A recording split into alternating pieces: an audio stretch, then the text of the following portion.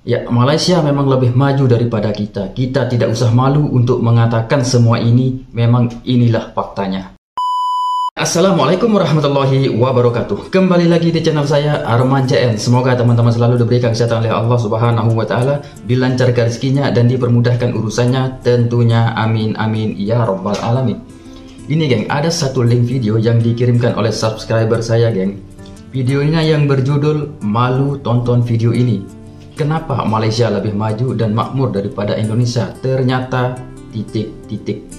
Begitulah judul videonya geng. Saya juga penasaran geng, kenapa Malaysia lebih maju daripada Indonesia, apa alasannya. Ya, videonya ini dari channelnya Daftar Populer geng. Jangan lupa subscribe channelnya geng. Jadi penasaran seperti apa videonya geng. Oke, kita langsung saja reaksi. Tapi sebelum itu geng, silahkan dukung channel saya dengan menekan tombol subscribe dan butang loncengnya biar notifikasi yang pertama kali sampai ke teman-teman. Let's go.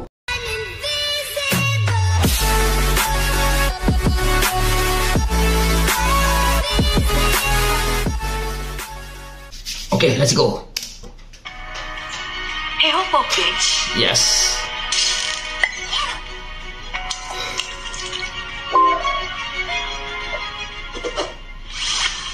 Kita sering mendengar istilah hubungan Indonesia dan Malaysia Iya, ibarat benar. dua sisi mata uang.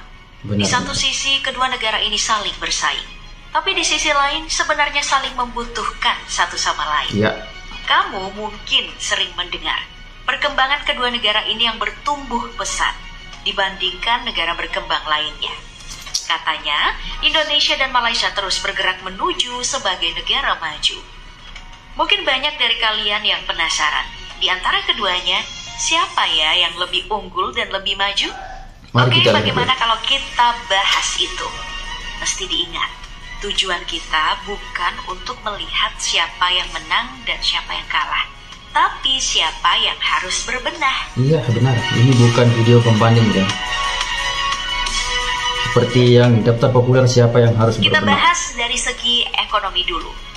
Toh, ini kan yang menjadi standar suatu negara dikatakan maju. Di poin pertama, masalah utang luar negeri. Mengutip Yes. dari globalfirepower.com per tahun 2022, dua negara ini sih punya utang yang beda tipis, beti. Indonesia sendiri berada di urutan 30 dengan total utang luar negeri mencapai 393,252 miliar US dollar.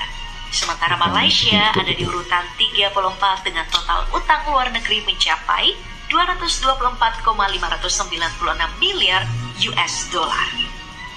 Dari segi pendapatan domestik bruto per kapita, Indonesia hanya ada di posisi kelima dengan 4.138 US dollar.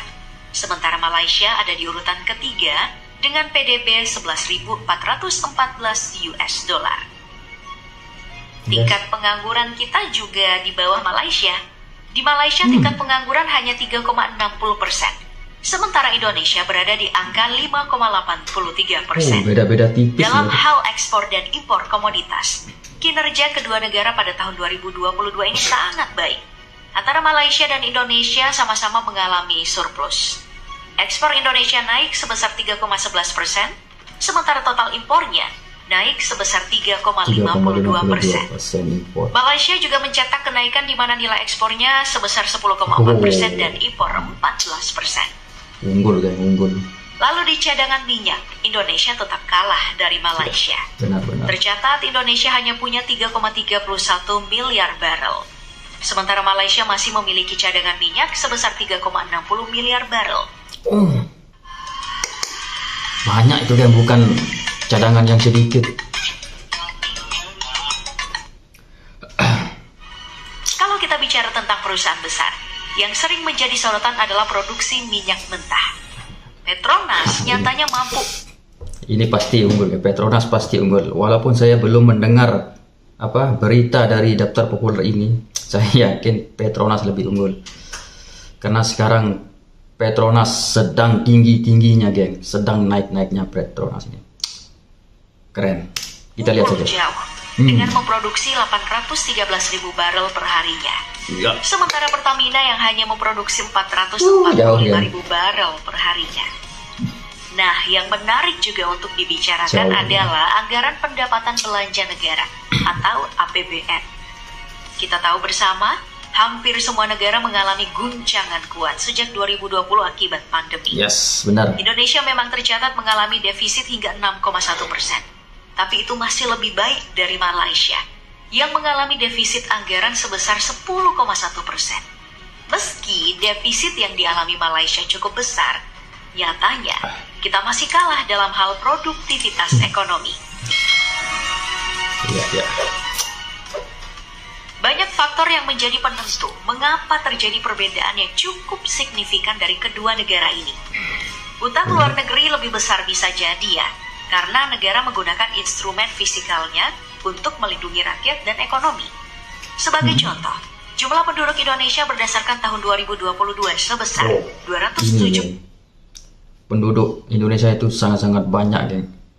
Hampir 300 juta. Padat, sangat padat, geng. 25,4 juta jiwa.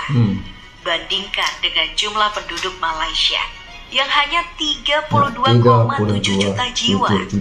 Artinya, penduduk Indonesia 8,25 kali lebih banyak dari penduduk Malaysia. Artinya juga anggaran yang cukup besar harus dikeluarkan. Kalau dibandingkan dengan luas wilayah, Indonesia masih jauh lebih luas dibanding Malaysia. Iya, benar. Luas total negara Indonesia adalah 1.904.569 km persegi yang terdiri dari 4,8% laut dan sisanya adalah daratan. Sedangkan luas total negara Malaysia hanya 329.847 km persegi dengan 0,3% laut. Itu artinya Indonesia 5 kali lebih besar dari Malaysia.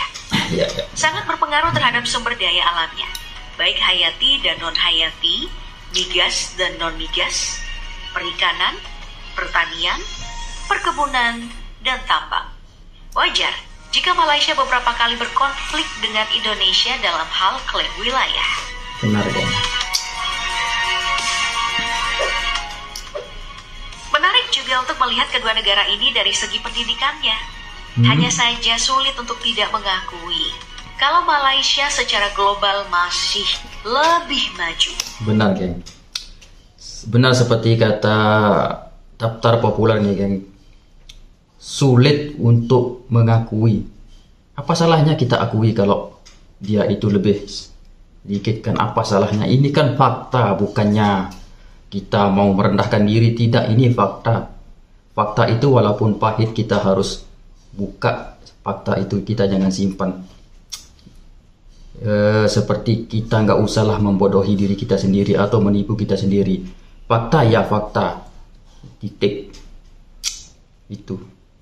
Dari pendidikan Indonesia.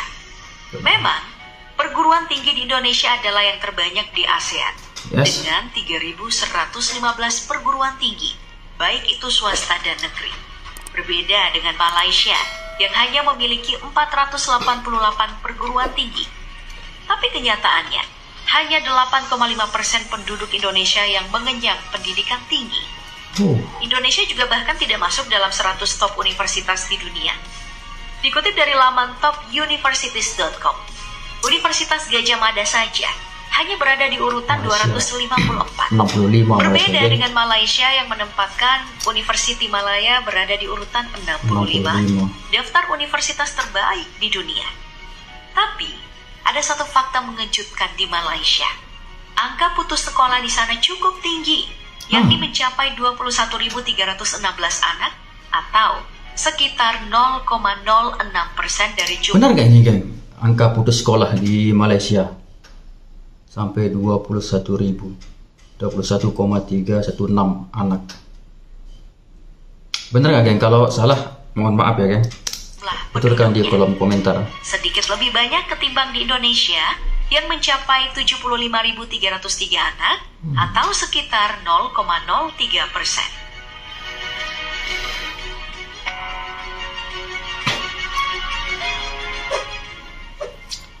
Dari segi kesehatan tampaknya Indonesia juga kalah dari Malaysia. Tingkat kebahagiaan di Asia Tenggara saja, Indonesia hanya menduduki posisi ke-6. Sementara Malaysia berada di posisi ke-4 negara paling bahagia. Laporan World Happiness Report mengenai negara paling bahagia di dunia. Indonesia menempati urutan ke-87, sementara Malaysia menduduki peringkat ke-81. Melewati 6. Dalam hal jaminan kesehatan antara Indonesia dan Malaysia sebenarnya sama. Hanya saja tingkat kepedulian terhadap kesehatan Malaysia lebih unggul.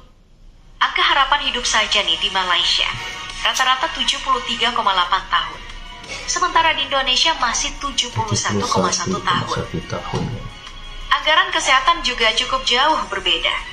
Data tahun 2014, Malaysia menganggarkan sekitar 2,7 juta rupiah per orangnya untuk layanan dan fasilitas kesehatan.